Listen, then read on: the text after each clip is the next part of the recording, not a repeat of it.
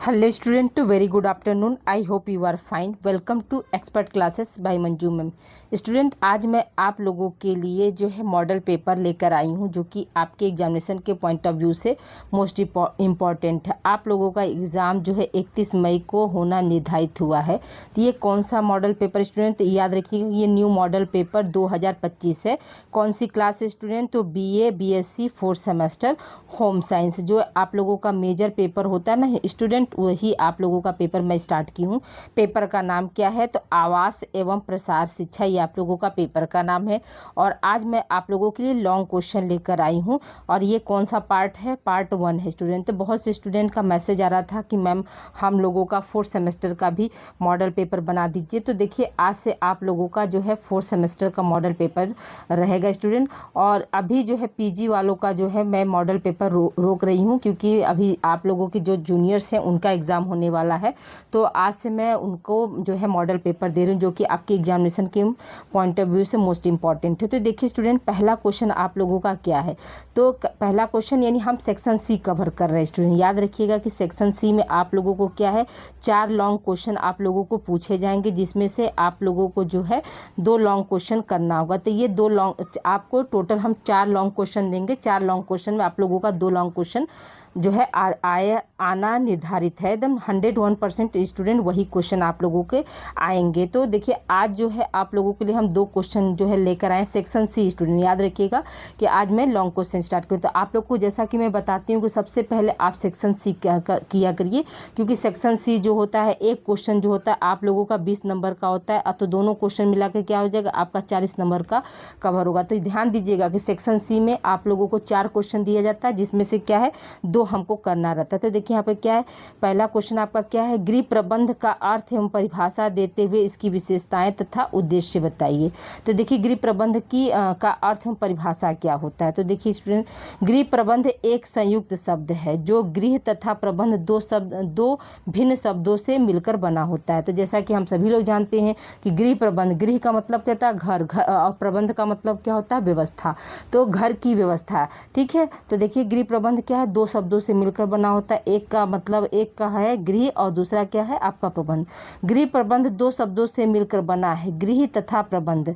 गृह का अर्थ सामान्य भाषा में मकान से लिया जाता है, किंतु दोनों ही शब्दों में पर्याप्त भिन्नता होती है।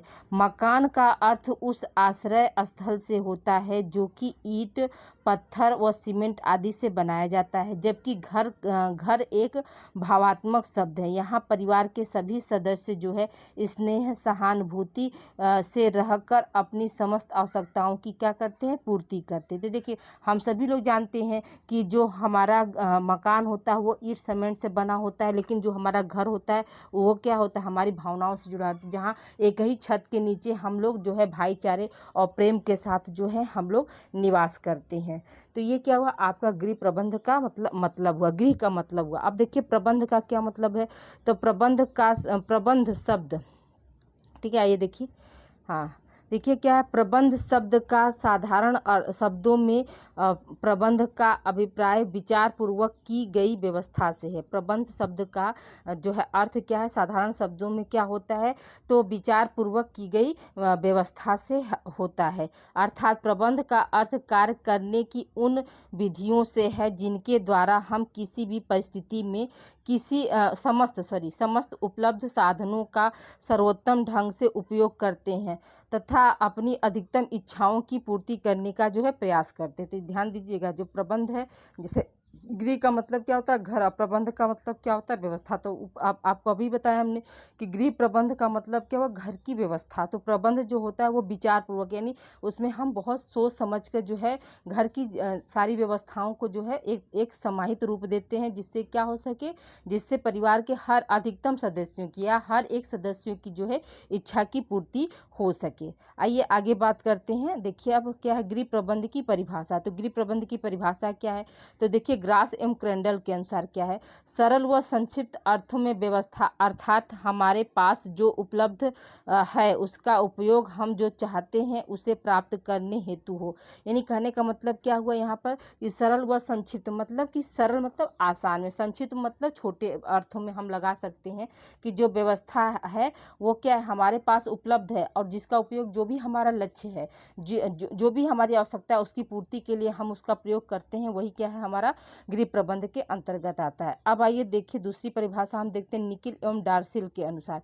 निकिल एवं डार्सिल के अनुसार उन्होंने क्या बताया कि गृह प्रबंध आयोजन, संगठन, निर्णय, नियंत्रण एवं मूल्यांकन की वह क्रिया है जिसका उद्देश्य पारिवारिक साधनों के प्रयोग से पारिवारिक लक्ष्यों, यहाँ पर लक्ष्य होगा स्टूडेंट, ठीक है, लक्षणों नहीं लक्ष्यों की पूर्ति करना होता है। तो देखिए उन्होंने क्या बताया कि जो गृह प्रबंध है तो उसमें हम क्या करते हैं, आयोजन देखते हैं, संगठन देखते हैं, नियंत्रण देखते हैं, मूल्यांकन, लास्ट में मूल्यांकन, हम किसी भी कार्य का मूल्यांकन करते हैं कि वह कार्य जो है हमारा सफल हुआ कि नहीं हुआ।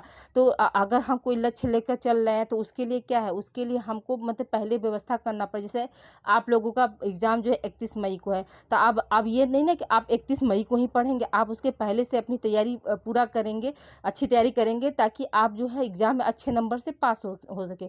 तो अच्छे नंबर से पास होना क्या हुआ, आपका लक्ष्य हुआ। ठीक है, अब देखिए यहाँ पे क्या है, राजमल पी देवदास के अनुसार उन्होंने क्या बताया, गृह प्रबंध में पारिवारिक लक्षण नहीं होगा स्टूडेंट, देखिए लक्ष्य होगा, ये हर जगह ना थोड़ा सा टाइपिंग मिस्टेक ले रहा है। गृह प्रबंध में पारिवारिक लक्ष्य को प्राप्त करने हेतु पारिवारिक साधनों के उपयोग से संबंधित निर्णय को सम्मिलित किया जाता है। तो जो मतलब उन्होंने क्या बताया, राजमल पी देवदास ने बताया कि गृह प्रबंध में पारिवारिक लक्ष्यों को प्राप्त करने हेतु पारिवारिक साधनों के उपयोग में से संबंधित निर्णय को क्या किया जाता है, जो है सम्मिलित किया जाता है। वही क्या है हमारा गृह प्रबंध का जो है परिभाषा। अब आइए देखिए हम विशेषताएं की बात करते हैं कि प्रबंधन की क्या क्या विशेषताएं होती है। तो पहला देखिए विशेषता क्या है, प्रबंध एक कला है। ठीक है, प्रबंध क्या है, एक कला, प्रबंध एक कला है। कला का अर्थ सौंदर्य तथा चातुर्य से है, प्रत्येक व्यक्ति में विद्यमान रहता है। चातुर्य का मतलब क्या हुआ कि चालाकी से, कितने आप शार्पनेस से जो है किसी कार्य को कर सकते हैं वो चीज़ें। तो ये क्या है जो है मतलब सौंदर्य और चातुर्य जो दोनों जो क्वालिटी होती है वो क्या हर व्यक्ति में विद्यमान रहती है। बस क्या है उसको परखने की ज़रूरत होती है या उसको उभारने की ज़रूरत होती है। ठीक है, फिर क्या है, प्रबंध एक विज्ञान है। प्रबंध कला के साथ साथ विज्ञान भी है। इसके अंतर्गत नियोजन, संगठन, क्रियान्वयन, नियंत्रण, मूल्यांकन आदि का वैज्ञानिक विश्लेषण किया जाता है। प्रबंध को अनुसंधान, ठीक है, प्रबंध को क्या है, अनुसंधान, परीक्षण होगा यहाँ पर, परीक्षण एवं प्रयोगों की तरह लागू कर विधि एवं सिद्धांत जो है प्रतिपादित किए जाते हैं। तो देखिए प्रबंध क्या है, एक विज्ञान है। तो मतलब प्रबंध जो है कला के साथ साथ क्या होता है, विज्ञान भी होता है। इसमें क्या है, नियोजन का मतलब क्या हुआ कि कोई काम करने से पहले हम प्लानिंग करते हैं, फिर उसको संगठन करते हैं, उसको संगठित किया जाता है, फिर क्या उसको जो है फिर क्रियान्वयन मतलब काम किया जाता है, उस पर नियंत्रण रखते हैं, फिर वो काम जो है हमारा कितने स्तर तक वो अच्छा हुआ, या अगर कोई भी कार्य, कोई भी लक्ष्य हमारा पाने में अगर हम फेल होते हैं या पास होते हैं तो उसका क्या हम मूल्यांकन करते हैं। अगर कोई योजना हमने बनाई और वो हमारा मतलब सक्सेसफुल हुआ तो उनमें क्या क्या चीज़ों को हमने जोड़ा और कौन कौन चीज़ों को जो है हमने ज़्यादा फोकस किया, इन सब चीज़ का क्या है मूल्यांकन के जरिए हम देखते हैं। ठीक है, फिर क्या है आपका प्रबंध एक विशिष्ट प्रक्रिया है। तीसरी विशेषता क्या, प्रबंध एक विशिष्ट प्रक्रिया है। तो प्रबंध एक प्रक्रिया है, आयोजन, संगठन, क्रियान्वयन, नियंत्रण, मूल्यांकन आदि इसकी जो है विशिष्ट प्रक्रिया है, जो उसे प्रक्रियाएं हैं, यहाँ पर ए होगा, ठीक, प्रक्रियाएं हैं जो उस समय तक चलती हैं। ठीक है, उसे नहीं, उस समय तक चलती रहती हैं जब तक कि निर्धारित लक्ष्य, ठीक है, निर्धारित लक्ष्य की प्राप्ति न हो जाए। तो देखिए प्रबंध में क्या है, प्रबंध जो होती है एक विशिष्ट प्रक्रिया के दौरान चलती है जब तक कि क्या हो, लक्ष्य की प्राप्ति न हो जाए। जैसे कि मान लीजिए इस समय क्या शादी का सीजन चला हुआ है, तो आप देखते हैं ना कि सारी चीज़ों की व्यवस्था की जाती है। तो शादी अच्छे से सक्सेसफुल हो गया तो तब अभी क्या है मतलब शादी जैसे करना बाकी है, तो शादी हमारा क्या हुआ, एक तरह का लक्ष्य हो गया। तो उसको पाने के लिए जो भी हम प्रोसेस अपना रहे हैं, जो भी हमने प्लानिंग किया, जो भी हमने संगठन बनाया, जैसे कि हम ग्रुप में क्या अकेले तो कोई काम करता नहीं है, वो सभी को क्या करता है, काम को बाँट देता है, ताकि हर किसी जो है काम रहे, ज़िम्मेदारी रहे। अगर अकेला व्यक्ति अगर हर काम को लेना शुरू कर देगा, तो वो सक्सेस नहीं हो पाएगा। हमें क्या है, हमें कोई भी योजना हम बनाते हैं, तो उसमें क्या है, उसमें जिसकी जैसी योग्यता होती है उसके अनुसार हम जो है कार्य को दे देते हैं, ताकि हमको अपने लक्ष्य की प्राप्ति हो सके। ठीक है, फिर क्या, प्रबंध एक सामाजिक प्रक्रिया है। तो ये भी बात सही है कि प्रबंध एक सामाजिक प्रक्रिया है, क्योंकि इसके कार्य मौलिक रूप से मानवीय क्रियाओं से संबंधित होते हैं। तो ये भी बात सही है कि प्रबंध क्या है, एक सामाजिक प्रक्रिया होती है, और इसका जो भी कार्य होता है वो क्या है, मानवीय क्रियाओं से जो है संबंधित होता है। अगला देखिए हमारा क्या है कि प्रबंध एक अदृश्य कौशल है। प्रबंध अदृश्य कौशल का मतलब क्या हुआ कि बिना दिखे, ऐसी प्रतिभा जिसको हम देख नहीं सकते हैं। ठीक है, तो प्रबंध एक मानसिक प्रक्रिया है। यह न दिखाई देने वाली अदृश्य कौशल है, जो कार्य के परिणामों से जाना जाता है। यह स्पष्ट रूप से दिखाई देने वाली कोई वस्तु नहीं है, परंतु एहसास किया जा सकता है।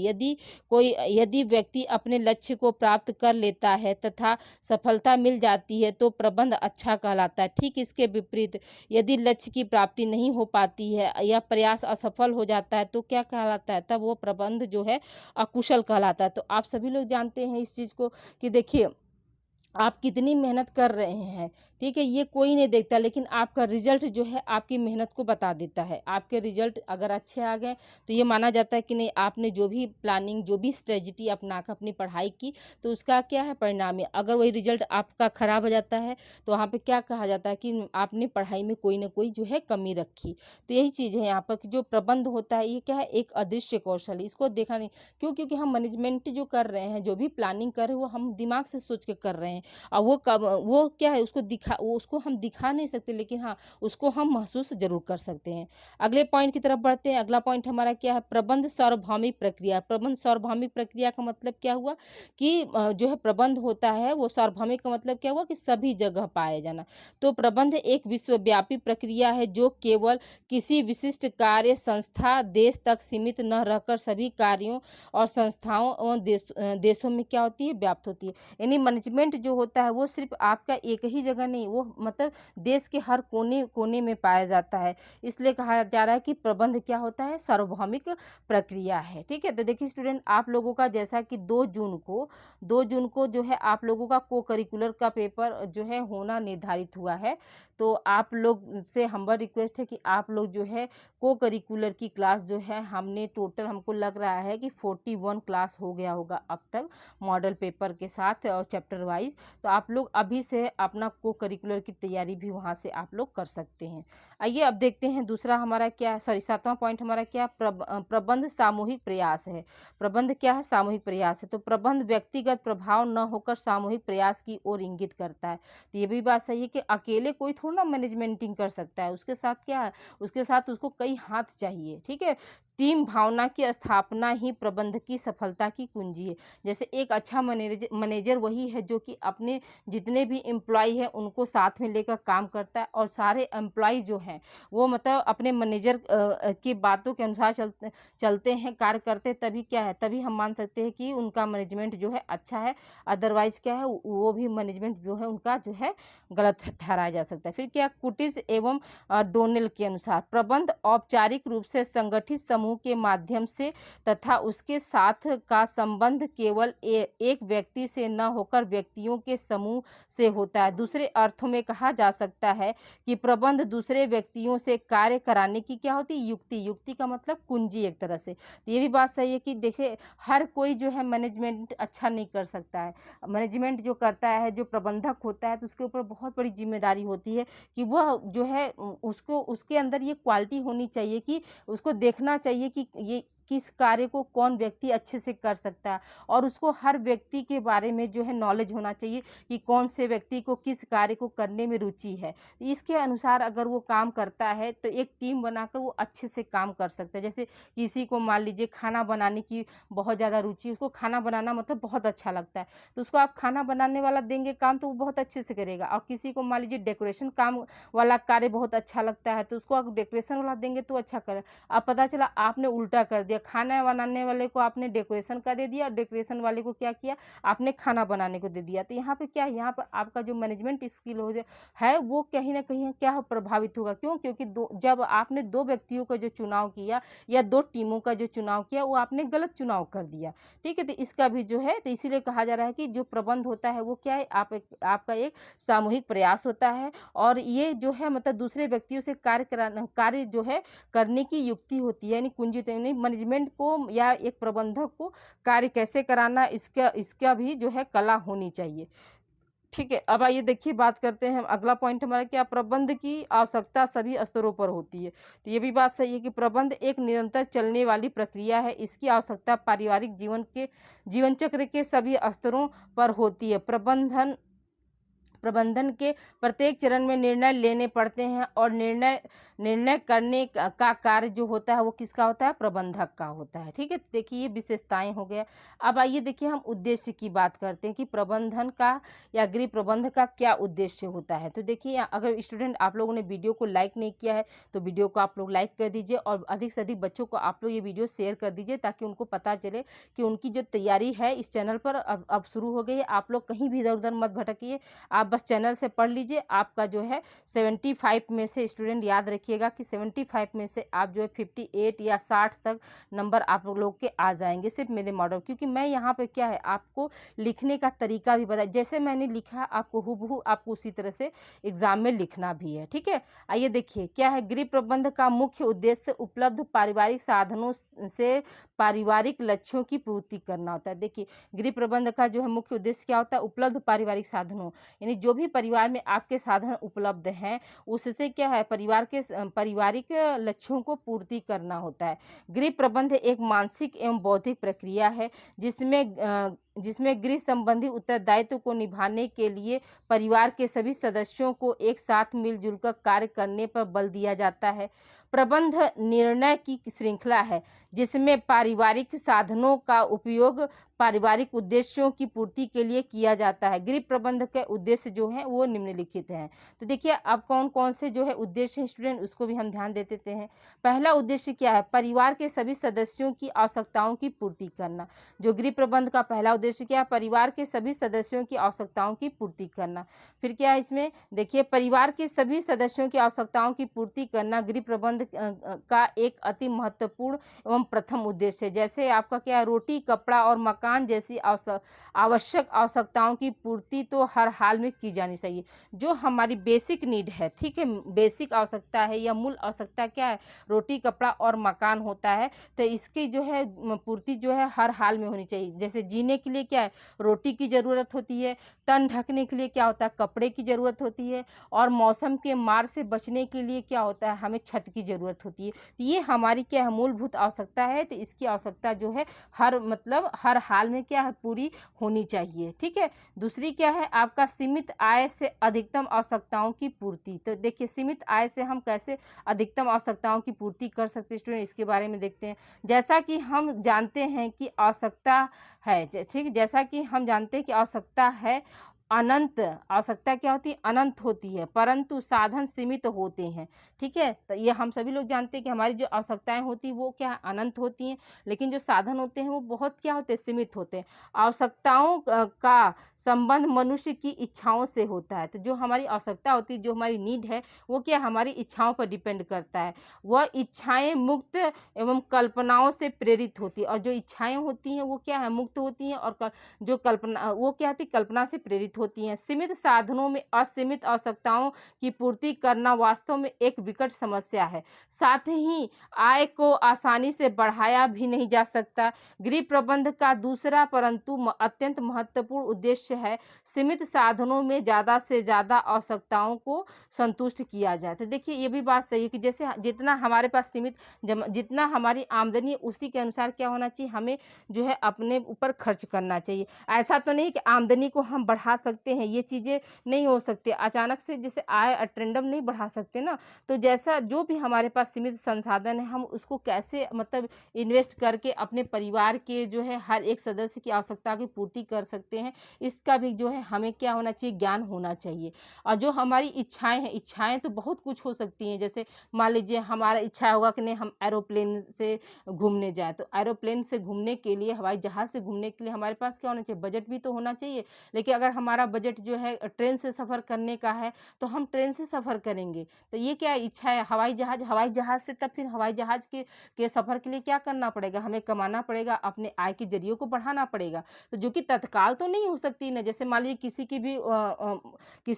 किसी भी व्यक्ति की अगर मान लीजिए आमदनी जो है फिक्स है, जैसे मंथली जिसकी जॉब है मंथली अगर फिक्स है उसका 20,000 25,000, तो 25,000 में ही सोचेगा, न कि वो 35,000 का सपना देखेगा। 35,000 का सपना देखेगा तो क्या करना है, उसको पार्ट टाइम भी जॉब करना है ताकि वो 35,000 जुटा सके। तो इन सब चीज़ों का भी क्या करना चाहिए, बहुत ध्यान देना चाहिए। अगला देखिए तीसरा पॉइंट क्या है, देखिए यहाँ गलती से 5वां लिखा गया, आप तीसरा इसको बना लीजिएगा, ठीक है।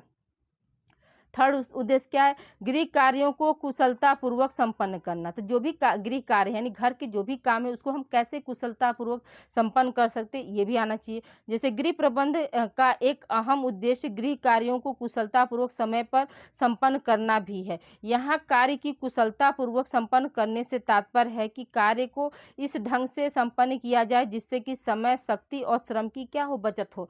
ऐसा न हो जैसे कभी कभी आप क्या है, बहुत से लोगों को आप देखते होंगे वही काम आप क्या है मात्र 1 घंटे में सब करके खा ली जाते हैं, और वही काम क्या वो बंदा जो है 2 से 3 घंटा में लगा देता है। इससे क्या हुआ, इससे उसको उसी का समय बर्बाद हुआ, उसकी शक्ति यानी और मेहनत, शक्ति सब कुछ की बर्बादी हुई। लेकिन कार्य करने का क्या होता है, अपना तरीका होना चाहिए। जो भी घर के जो कार्य हैं कितने स्मार्ट तरीके से हम कर सकते हैं, कितने कुशलतापूर्वक से कर सकते हैं जिससे कि हमारा समय और धन और श्रम इन सभी चीज़ों की जो है बचत हो सके, तभी हम क्या है एक कुशल गृहिणी है या कुशल जो है कार्यकर्ता है। अगर हम इन तीनों की बचत नहीं कर पाते हैं तब हमारे क्या है कहीं न कहीं जो है गृह कार्य उनको करने के कुशलता में जो है कमी है। तो उसको क्या करना चाहिए, उसको जो है बढ़ाना चाहिए, ठीक है।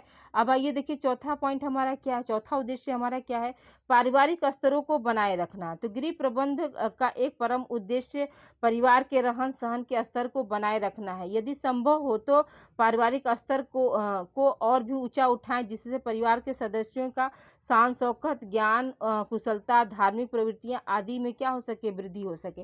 तो अपने पारिवारिक मतलब जो भी लेवल है, स्टेटस है हमारा समाज में, उसको क्या करना चाहिए, उसको मेंटेन रखना चाहिए और उसको कोशिश करना चाहिए कि और अधिक से अधिक बढ़ा सकें जिससे क्या हो सके हमारा समाज में और नाम हो सके, हमारे बच्चों का मान सम्मान बढ़े, हमारी जो भी कल्चर है, जो भी संस्कृति है उसको बढ़ावा मिल सके। इसका भी क्या करना चाहिए, ध्यान देना चाहिए। अगला पॉइंट हमारा क्या है, 5वां देखते हैं, पारिवारिक वातावरण को स्वस्थ बनाए रखना। ठीक है, पारिवारिक वातावरण को क्या है, स्वच्छ बनाए रखना।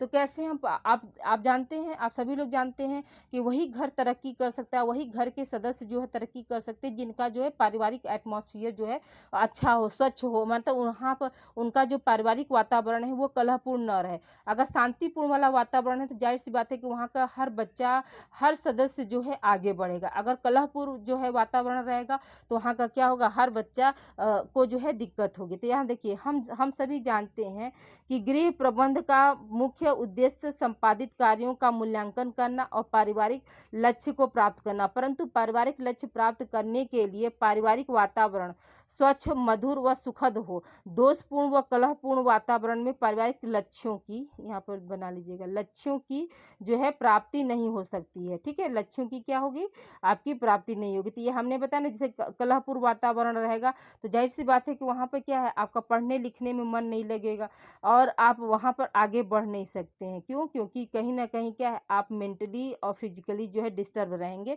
तो आप आगे नहीं बढ़ सकते। इसलिए घर का जो वातावरण है, उसको भी क्या करना चाहिए, स्वच्छ बनाए रखना चाहिए। ठीक है? तो ये आपका देखिए एक लॉन्ग क्वेश्चन कंप्लीट हो गया और इसमें से देखिए अगर शॉर्ट क्वेश्चन भी आता है, जैसे कि गृह प्रबंध का उद्देश्य बताइए, तो आप अपने से उद्देश्य बना के लिख देंगे। और आपका आ सकता है कि गृह प्रबंध की विशेषताएँ बताइए, तो जो 8 पॉइंट जो विशेषताएँ बताया उसको आप लिख सकते हैं। यानी एक प्रश्न से आपके 3 प्रश्न जो है कवर हो गए स्टूडेंट। अब आइए देखिए हम अगले प्रश्न की ओर बढ़ते हैं स्टूडेंट। अगला प्रश्न हमारा क्या कह रहा है कि प्रसार शिक्षा। देखिए पार्ट ए का भी हमने एक क्वेश्चन इंपॉर्टेंट लिया और दूसरा पार्ट बी का भी हमने ले लिया स्टूडेंट। देखिए प्रसार शिक्षा का अर्थ परिभाषा देते हुए इसकी विशेषताएं बताइए। तो सबसे पहले देखिए स्टूडेंट, प्रसार शिक्षा होता है क्या, प्रसार का मतलब क्या होता है। तो आप लोगों की टीचर ने पढ़ाया होगा कि प्रसार का मतलब क्या होता है, फैलाव। प्रसार का मतलब क्या होता है, फैलाव। तो याद रखिएगा कि प्रसार शिक्षा का मतलब क्या है। तो प्रसार शिक्षा जो लाया गया वो ग्रामीणों के लिए लाया गया। ठीक है, या यूं कह सकते हैं कि प्रसार शिक्षा की जो ओरिजिन है या उत्पत्ति है वो कैसी हुई। तो याद रखिएगा ग्रामीण स्तर पर जो है प्रसार शिक्षा जो है लाया गया और इसी से जो है इसकी ओरिजिन हुई है। ठीक है, तो आइए देखिए यहाँ पर क्या है। प्रसार शिक्षा, प्रसार एवं शिक्षा दो शब्द से मिलकर बना है। जब यह दोनों अलग अलग शब्द मिल जाते हैं तो इनका अर्थ अत्यधिक महत्वपूर्ण हो उठता है, विशेषकर आधुनिक गांव के संदर्भ में। विशेषकर क्या है, आधुनिक गांव के संबंध में। प्रसार शिक्षा का आधार ग्रामीण जीवन है। अभी हमने आपको बताया कि जो प्रसार शिक्षा है वो किसके लिए लाया गया, तो ग्रामीण जीवन के लिए लाया गया। तो इसलिए प्रसार शिक्षा का आधार हम किसको मानते हैं, तो ग्रामीण जीवन को मानते हैं, क्योंकि गांव के सर्वांगीण विकास हेतु ही इस शिक्षा का प्रतिपादन हुआ। औद्योगिकीकरण के कारण विकास की धाराएं नगर की ओर प्रवाहित होने लगी थी। ठीक है, यानी औद्योगिकीकरण यानी जो क्या बोलते हैं, कल कारखाने या जॉब, ये सब के लिए क्या हुआ, लोग जो है गांव छोड़कर क्या है शहर की तरफ पलायित होने लगे या जाने लगे। शहर की जो सारी सुख सुविधाएं थी उसको देखकर वो सोचे कि नहीं, शहर की ज़िंदगी जो अच्छा है। तब इसीलिए क्या किया गया, तब यही इसीलिए जो है प्रसार शिक्षा को लाया गया, ताकि लोग गाँव में रहकर खेती बाड़ी में नए नए टेक्नोलॉजी का इस्तेमाल करके अपने जीविकापार्जन का जो स्तर है उसको ऊंचा उठा सके और स्वयं जो है लघु उद्योग कर सके। इसके लिए ही क्या किया गया, प्रसार शिक्षा को लाया गया,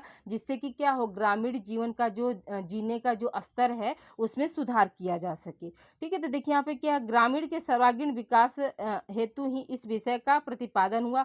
औद्योगिकीकरण के कारण विकास की धाराएं नगर की ओर प्रवाहित होने लगी। जनता का ध्यान कृषि और ग्रामीण उद्योगों से हटकर नगरों की ओर जाने लगा।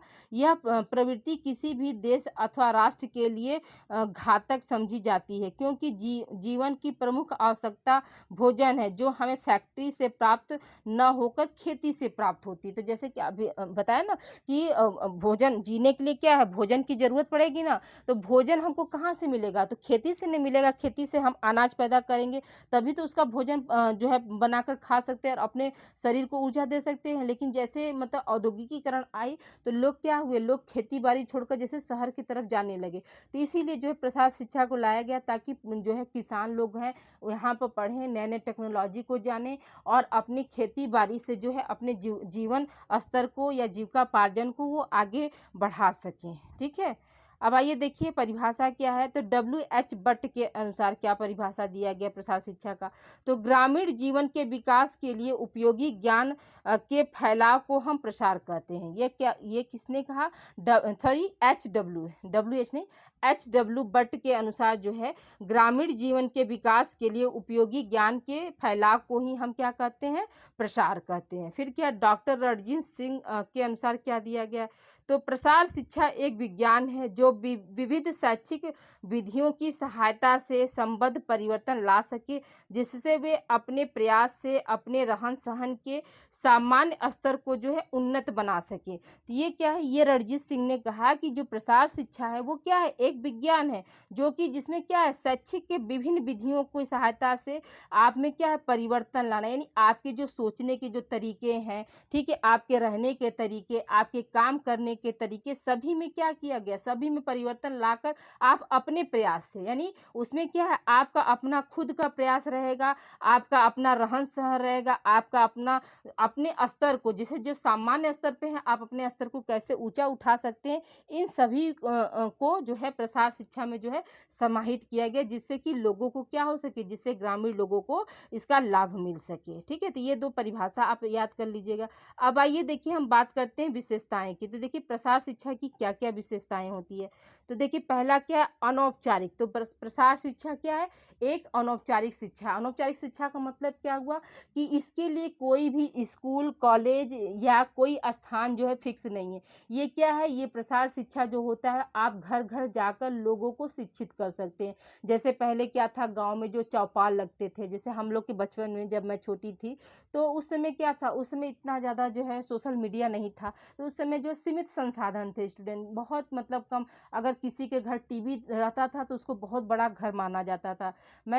आप लोग तो बैटरी नहीं देखे होंगे, बैटरी से चलता हुआ टीवी नहीं देखा होगा, आपने पर्दे पर जो है पिक्चर वगैरह नहीं ये सब हम लोग तो आप मान लीजिए एक तरह से मैं जिस जनरेशन की हूँ, तो हम लोग जो है अपने जनरेशन की आखिरी पीढ़ी है, जो कि मतलब इन सभी जो है अद्भुत, एक तरह से मान लीजिए इन चीज़ों का जो है आनंद लिया। जैसे कि बैटरी से टीवी एक जगह जो है बरामदे में या पेड़ के नीचे जो है टीवी लग जाता था। जैसे रात को रामायण आता था, दोपहर में महाभारत, कृष्णा ये सब आता था। रात को रामायण जैसे 8 बजे आती थी, तो उस समय क्या था, बाहर निकाल दिया जाता था टीवी और पूरे गाँव के लोग आकर जैसे अपना खाना, मतलब 7:30 तक सब लोग खाना खा लेता था, संडे का दिन रहता था, तो वो लोग क्या करते थे, आकर रात में रामायण देखते थे। रात को 8 से 9 बजे तक देखकर फिर वो घर जाते थे।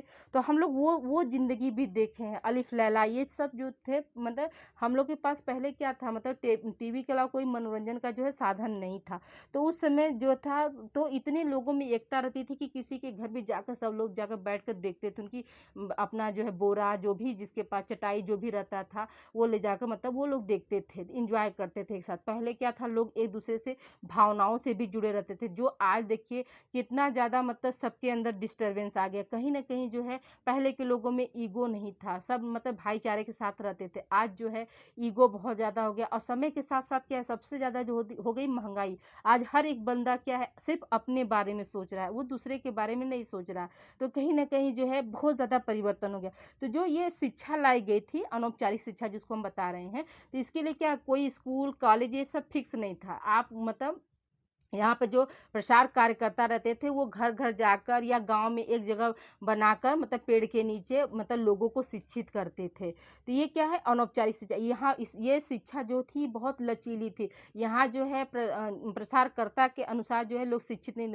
जो लोग रहते थे, स्थानीय जो लोग रहते थे, जिस समय वो खाली रहते थे, उस समय जो है प्रसार कार्यकर्ता जो था, वो जाकर शिक्षित करता था। जैसे अभी क्या है, आप लोग कॉलेज में पढ़ रहे हैं, तो आप लोग क्या कर रहे हैं, आप लोगों का एक समय बंद है, ठीक है? आपका समय बंद है, आपको क्लासरूम मिलती है, आपको जैसे अपने टाइम पे जाना रहता है, तब हम लोग पढ़ा पाते हैं। लेकिन जो प्रसार शिक्षा था, तो वहाँ पे क्या है, ये आपका समय बंद नहीं है, यहाँ पर आप मतलब किसी को कोई पैसा नहीं खर्चे, मतलब ये निःशुल्क शिक्षा थी, ठीक है? तो यहाँ पे देखिए, ये इसमें अनौपचारिक ढंग से ग्रामीण लोगों की मूल वृत्तियों एवं वांछित कौशलों में परिवर्तन लाया जाता है, ठीक है? फिर क्या, परिवार मुख्य बिंदु है। तो यहाँ पे क्या है, इस पर ध्यान दिया जाता था कि जो उनका परिवार, जैसे जो महिलाएँ हैं, हाँ, तो वो अपने घर परिवार का पूरा ध्यान रख कर तब वो शिक्षित लेती थी, यानी परिवार को जो है मुख्य बिंदु माना जाता था। तो इसमें परिवार की उन्नति को प्राथमिकता दी जाती थी। इसका मुख्य लक्ष्य पारिवारिक जीवन उन्नत एवं सुख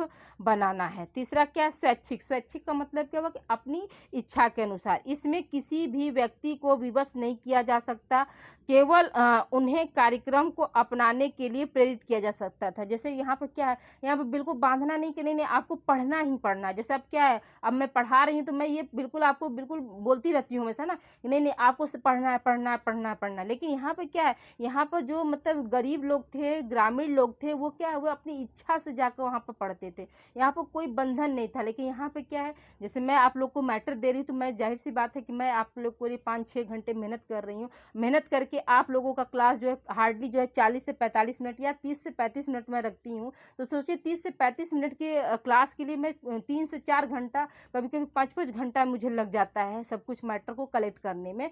तो मैं 5 घंटा दे रही हूँ, तब जाके आपको क्या आधे घंटे की क्लास बन पा रही है। तो मैं ये फ़ोर्स करती हूँ ना कि नहीं, आपको पढ़ना, आपकी इच्छा हो या ना हो, लेकिन आपको पढ़ना है। पढ़ के क्यों पढ़ना है? क्योंकि पढ़ के ही आप अच्छे से नंबर से आप पास हो सकते हैं। आप आगे जो है सेल्फ डिपेंड बन सकते हैं। यही एजुकेशन आपको आगे काम आएगा स्टूडेंट। तो ये चीज़ क्या था, आप अपनी इच्छा से, आप मेरी इच्छा के अनुसार चलेंगे। यहाँ पे क्या है, स्वैच्छिक, मतलब जो ग्रामीण लोग थे अपनी इच्छा से वो शिक्षा जो है ग्रहण करते थे। क्यों? क्योंकि उनको जो था ये छूट था। फिर क्या है आपका व्यापकता। व्यापकता का मतलब क्या हुआ कि बहुत बड़े पैमाने पर। तो देखिए इसके अंतर्गत गृह तथा उससे संबंधित आंतरिक और बाह्य सभी क्षेत्र सम्मिलित होते थे। इस प्रकार इसका क्षेत्र बहुत व्यापक है। यानी यहाँ पर क्या किया गया, यहाँ पर जैसे घर में आप रह के कैसे आप कुटीर उद्योग या लघु उद्योग स्टार्ट कर सकते थे, ये आंतरिक हो गया। बाहरी का मतलब है कि आप कृषि में कितने टेक्नोलॉजी का आप यूज करके जो है अपने जीविकापार्जन को या अपने जीवन स्तर को आप ऊँचा उठा सकते हैं, ये सब। तो इसलिए क्या हुआ, इसका जो है क्षेत्र हो गया व्यापक हो गया। यानी कहने का मतलब क्या कि जो प्रसार शिक्षा हुआ वो क्या बड़े पैमाने पर काम करने लगा। फिर क्या है आपका शैक्षिक प्रक्रिया। शैक्षिक प्रक्रिया में क्या है, इसमें अशिक्षित लोगों को विषय से संबंधित उपयोगी ज्ञान एवं कुशलता का विकास कराने की शिक्षा दी जाती थी। यानी यहाँ पर क्या है, जो अशिक्षित यानी जो पढ़े लिखे नहीं थे और उनकी क्या समस्याएं थी, उनको किस विषय पर जानकारी लेना था, ये सब चीज़, इन बातों का भी प्रसार शिक्षा में जो है ध्यान दिया जाता था और इसी से संबंधित जो है उनको जो है शिक्षा दी जाती थी। इसमें अपनी समस्या और कठिनाइयों को नए तथ्यों से जानकारी प्राप्त कर दूर करने के लिए जो है प्रशिक्षित किया जाता था। तो जैसे कि उनके पास जो भी समस्याएं हैं तो वो कैसे नए टेक्नोलॉजी का इस्तेमाल करके अपनी जीवन संबंधित, दैनिक संबंधित जो भी समस्याएं हैं उसका कैसे निदान पा सकते हैं, उसके लिए भी क्या किया जाता था, उनको प्रशिक्षित किया जाता था। उनको सिखाया जाता था कि अगर आपके पास ये समस्या आ गई, जैसे मान लीजिए जल की समस्या आ गई, तो जल की समस्या जो है आप समरसेबुल का जल से तो आप अपनी खेती तो नहीं कर सकते, लेकिन हाँ कैसे वहाँ पर डैम बन गया, मतलब नहर आ गई, इन सब चीज़ों के लिए आप सरकार से अपील करिए, व्यवस्था दीजिए। तो क्या सरकार आपके लिए नहर है, ठीक है, डैम है, ये सब का पानी क्या है खोलेगा, जिससे कि आपकी सिंचाई हो सकती है, जिससे कि आपका कृषि अच्छा हो सकेगा और आप जो है देश के आप फाइटर हो। किसान क्या होते हैं, देश के सच्चे फाइटर होते हैं। क्यों? क्योंकि वो अन्न उगाते हैं और वही अन्न को हमारे सैनिक लोग खाते हैं, जिससे कि वो भी मतलब उनको भी ताकत मिली, तभी तो हमारे देश की रक्षा हो रही है। तो असली फाइटर जो होता है, असली फाइटर जो क्या है, हमारे किसान हैं। सच्चा फाइटर जो होता है वो क्या है, आपका किसान होता है। तो ये शैक्षिक प्रक्रिया भी क्या है, उनके अनुसार चलती थी। अब देखिए यहाँ पे छठवां क्या है आपका, छठवां देखिए सहयोगात्मक कार्य। तो प्रसार शिक्षा की विशेषता में क्या, सहयोगात्मक। सहयोगात्मक का मतलब क्या हो कि एक दूसरे को सहयोग करके। तो यह कार्य प्रसार कार्यकर्ता और ग्रामीण लोगों के परस्पर सहयोग पर निर्भर है।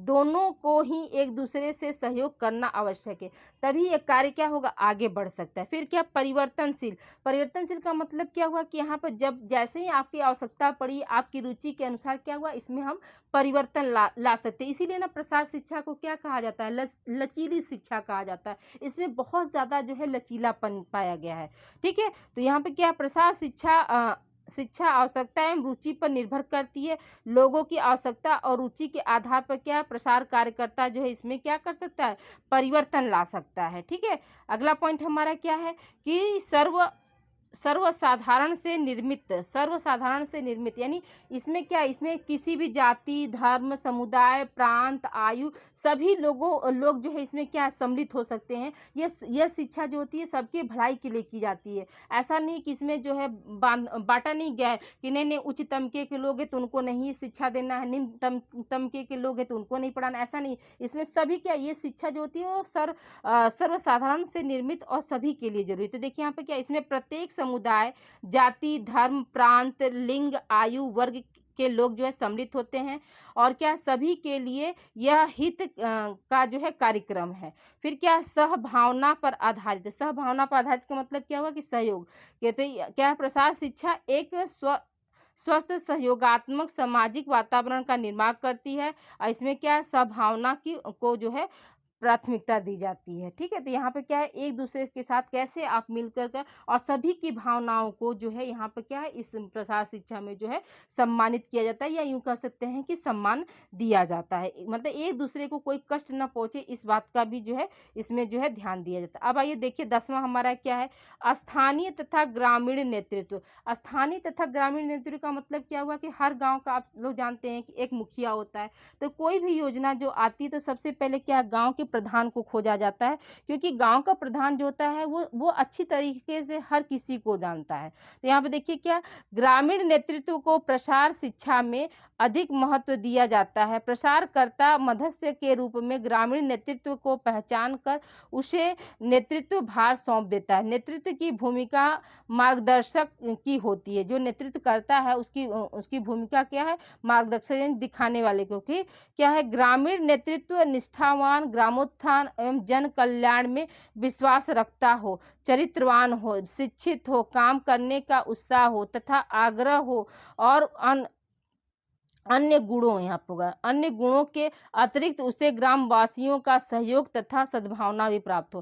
तो देखिए कोई भी योजना तभी हमारी सफल हो सकती है जब क्या है, ग्रामीण लोगों का, हर लोगों का जो है साथ हो, तभी उनका विकास हो सकता है। अगर उसमें सहयोग की भावना नहीं है और वो आपको, जैसे मान लीजिए कोई भी व्यक्ति है गांव का, अगर लोग उसको पसंद नहीं करते तो जाहिर सी बात है कि उसको अगर कोई भी योजना अगर सरकार सौंपती है तो उसका कोई साथ नहीं देगा और वो योजना क्या हो जाएगी, वहीं पर असफल हो जाएगी। क्यों? क्योंकि कोई भी कार्य करने के लिए क्या है, लोगों की जो है सहमति जरूरी होती है। जैसे मान लीजिए आप गांव की तो बात छोड़ दीजिए, अपने परिवार में ही हम अगर कोई नया काम करने जाते हैं, अगर हमको कोई सपोर्ट नहीं मिलता, जैसे आप ही में से बहुत से बच्चे ऐसे होंगे जो आगे नर्सिंग करना चाहते हैं, लेकिन अगर आप मान लीजिए आपके माता पिता, आपके भाई बहन का अगर सपोर्ट ना रहे तो क्या आप कर पाएंगे? नहीं कर पाएंगे। भाई माता पिता रहेंगे तभी तो पैसा लगाएंगे, तब आप पढ़ पाएंगे। ठीक है, कभी लेट हुआ, भाई बहन है सहयोग कर दिया, खाना बना दिया, दीदी आ गई, ये देना है वो देना है, ये सब मदद आपको मिल जाएगी, तभी तो हम आगे बढ़ सकते हैं। तो सहयोग जो है बहुत ज़्यादा इंपॉर्टेंट भूमिका निभाती है। जैसे मान लीजिए हम ही हैं चैनल पर पढ़ा रहे, तो कहीं ना कहीं क्या है, आप लोगों का बहुत सहयोग मुझे मिलता है, तो जिससे क्या है, मेरा चैनल रनअप कर रहा है, मुझे पढ़ाने में भी अच्छा लग रहा है। मुझे एक बच्चा भी कोई मैसेज कर देता है कि मैम मुझे इस टॉपिक पर, होम साइंस के किसी भी टॉपिक पर अगर उसको मैटर चाहता है, तो मैं कोशिश करती हूँ, 101% कोशिश करती हूँ कि आप लोगों को जो है ये मैटर मिल जाए। जैसे इस समय क्या है, बहुत से बच्चे जैसे वो थे, उनको ये लग रहा था कि मैम हम लोग को भूल गई हैं, हम लोग के एग्ज़ाम की तैयारी नहीं करवाएंगी, लेकिन ऐसा नहीं है, मुझे दिमाग में था, क्योंकि जो है आप लोगों का टाइम टेबल जो है अप्स डाउन होता रहा, तो मैं सोची कि एक डेट निर्धारित हो जाए पहले कि इसके बाद नहीं टलेगा। तो देखा कि नहीं, अब 31 मई जो है आप लोगों का डन हो गया।